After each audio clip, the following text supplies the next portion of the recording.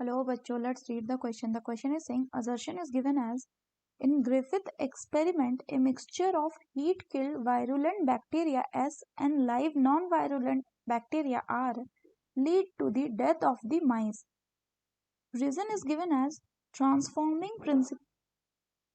principle got transferred from heat-killed R strain to S strain and made it virulent. Option are given as if both assertion and reason are true and the reason is a correct explanation of the assertion.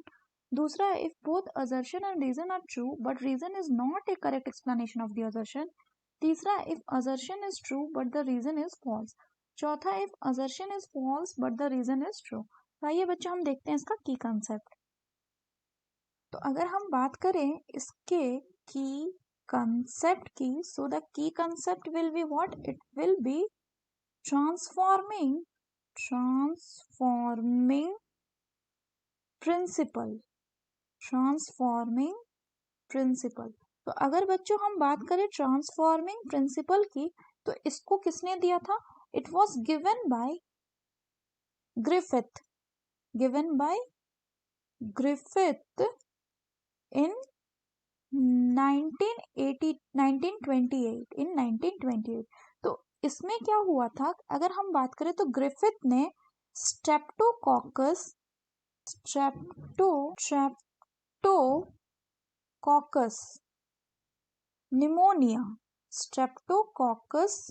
Pneumonia नाम का जो bacteria है इसको लिया था. अगर further बात करें तो इसके दो स्ट्रेन प्रेजेंट होता है. एक को कहा जाता है आर स्ट्रेन, दूसरे को कहा जाता है एस स्ट्रेन. यहाँ पे बात करें तो ये जो एस स्ट्रेन होता है ये कैसा होता है? वायरुलेंट यानी डिजीज कॉजिंग. जो आर स्ट्रेन होता है ये होता है कैसा? इट इज नॉन वायरुलेंट यानी नॉन डिजीज कॉजिंग. तो अगर हम फर्दर बात करें बच्चों तो इसमें इन्होंने क्या किया था? इन्होंने सबसे पहले एस स्ट्रेन को लिया और इसको क्या कर दिया? इसको इन्होंने इंजेक्ट कर दिया. इट इज इंजेक्ट किसमें? Into the mice. तो इन्होंने क्या देखा कि जो माइस था, माइस डाई. दूसरे में इन्होंने क्या लिया? आर स्ट्रेन को लिया. इस बार जो इन्होंने आर स्ट्रेन को लिया, फिर इसको इन्होंने क्या किया? फिर इसको इन्होंने इंजेक्ट कर दिया किसमें? इनसाइड द माइस. इसके बाद इसको इन्होंने फिर से माइस में इंजेक्ट कर दिया. तो इसमें देखा इन्होंने कि जो माइस था वो मरा नहीं, यानी माइस जिंदा था. सो माइस वाज लाइव. नेक्स्ट में इन्होंने क्या किया? इस बार इन्होंने एस स्ट्रेन लिया, लेकिन इस बार ये जो एस स्ट्रेन था इसको इन्होंने कर दिया हीट किल्ड. तो जब इन्होंने हीट किल किया और इसके बाद जब इन्होंने इसको इंजेक्ट किया किसमें? माइस में, तो इन्होंने देखा कि माइस जो था वो क्या था? वो जिंदा था. सो माइस वाज लाइव.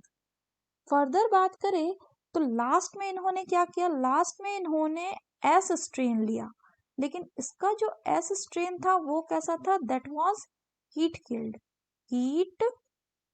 किल्ड. फिर इसको और प्लस इन्होंने क्या किया? आर स्ट्रेन लिया. और जो आर स्ट्रेन था इस मामले में ये नॉन वायरुलेंट था, लेकिन यहाँ पे ये कैसा है? ये लाइव है, मतलब जिंदा. और फिर इसके बाद इसको इन्होंने क्या कर दिया? दैट इज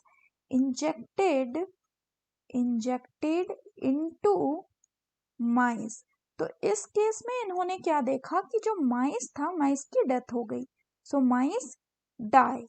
तो इन्होंने क्या कंक्लूजन दिया? इन्होंने ये कंक्लूजन दिया कि जो आर स्ट्रेन बैक्टीरिया था, यानी अगर हम बात करें कंक्लूजन की, तो कंक्लूजन ये था कि जो आर स्ट्रेन बैक्टीरिया था ये समहाउ ट्रांसफॉर्म हो गया. It is somehow transformed. इसको कौन ट्रांसफॉर्म कर दिया?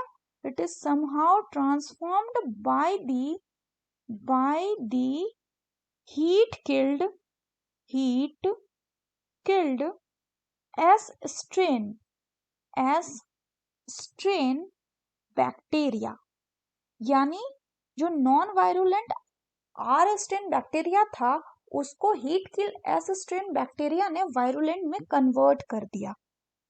इसीलिए हमें माइस की डेथ देखने को मिली। तो अगर हम क्वेश्चन की बात करें तो पहला बोल रहा है कि ग्रिफिथ के एक्सपेरिमेंट में a mixture of heat killed virulent bacteria S and live non virulent bacteria are lead to the death of the mice. तो हमने देखा कि ये बिल्कुल सही है।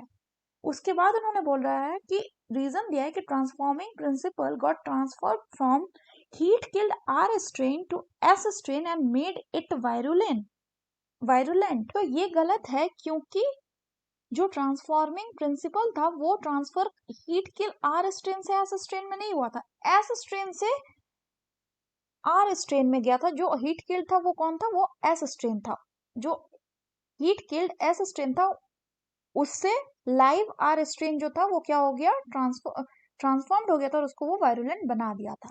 So the correct option will be option 3, that is if assertion is true but the reason is false. So that's all for the question बच्चों. Hope you understood it well. Best of luck.